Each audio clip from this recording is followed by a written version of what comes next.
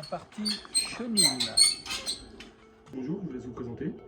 Bonjour, eh bien, je m'appelle Serge Bornet. Je suis donc le président de la SPA de la région Creusot-Ty. Mon chien à l'adoption.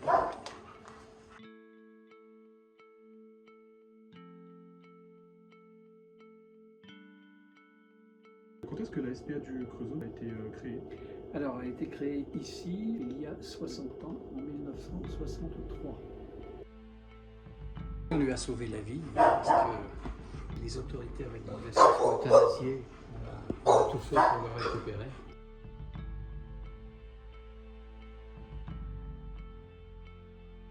Elles font tous la même fratrie. Je vous expliquerai leur histoire. Ils ont une courette où ils peuvent se mettre à deux. Donc ces deux-là sont en quelque sorte colocataires. D'accord, c'est mon chercheur masseur. Il est en famille d'accueil, il est sur le point de partir, d'être adopté. Alors là, c'est la fourrière, c'est les gens qu'on récupère, qu'on nous amène. Alors on ne sait pas s'ils sont vaccinés. Si on retrouve le propriétaire les récupère. Et puis si au bout de 10 jours ouvrés, ils ne sont pas récupérés, ils deviennent notre propriété. Donc à ce moment-là, ils s'emmènent chez le véto, on les fait identifier et puis on les fait vacciner et stériliser parce que chez nous, tous les animaux sont stérilisés.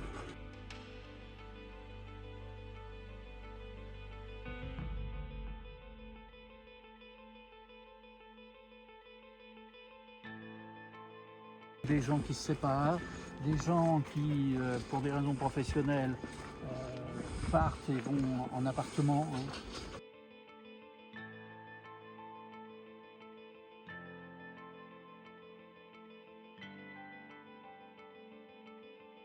Qu'est-ce qui vous a donné envie de prendre la direction de cette SPA? Oh, j'ai toujours eu des animaux à la maison.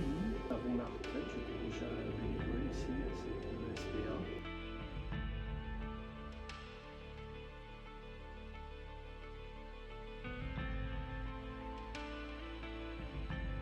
On a 6 voire 7 enclos. Ça permet de les sortir beaucoup plus longtemps. On leur a mis une cabane pour qu'ils soient à l'abri, pour aller chercher l'ombre là-bas.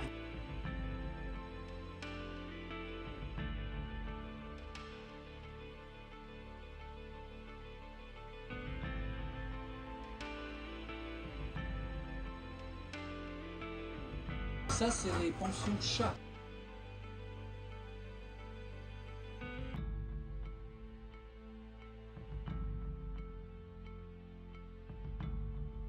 Ici, ils peuvent venir là s'ils le veulent.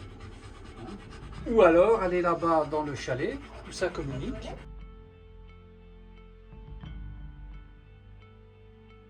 Le sida du chat. Ce sont des chats qui peuvent vivre. Le problème, c'est qu'ils sont contagieux entre chats. Donc on est obligé de les séparer des autres chats. Alors la plupart du temps, et c'est ce qu'on faisait aussi nous avant, ces chats-là, une fois qu'ils étaient testés, positifs, malheureusement on n'avait pas d'autre choix de les euthanasier. C'est ce qui se passe dans la plupart des refuges qui sont euthanasiés.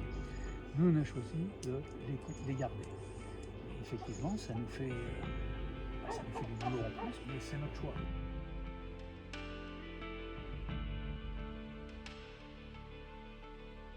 La stérilisation, c'est pas en 7-8 mois. Les gens peuvent à la limite les adopter, mais à condition de nous signer un engagement de stérilisation. Et on prend une caution.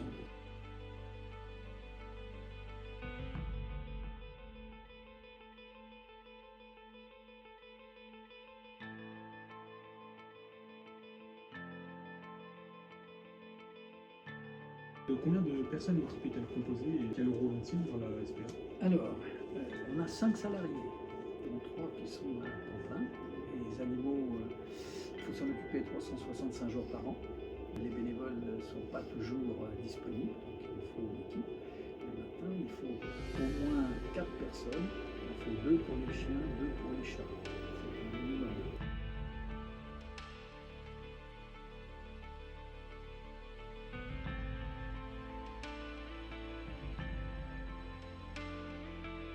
Ils sont donc en cage ceux-là, mais ça ne dure pas éternellement. On est obligé, c'est la fourrière. Sur le Loir, il y en a 7. Il y en a un grand à Mâcon, il y en a un grand à Châtenois-le-Royal, il y a un grand refuge à Mont-sous-les-Mines.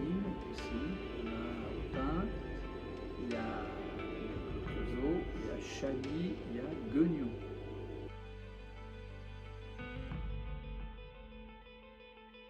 On accepte tous les bénévoles, on accueille des jeunes du service national universel, du SNU, et il faut trouver quelqu'un pour la suite.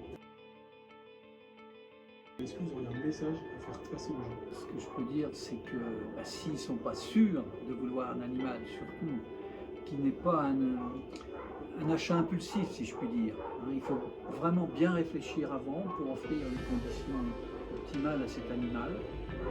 Et c'est vrai qu'un animal adopté, il est reconnaissant et il vous rendra au centuple ce que vous lui apportez.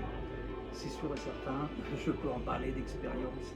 Et puis certaines personnes n'osent pas venir dans les SPA parce qu'elles se disent « Oh ça va, je vais être trop triste, ça va me rendre malade, etc. » J'ai eu aussi ce réflexe au début. Mais quand on les voit à la SPA, à la Jocosatine, ça ne marche pas.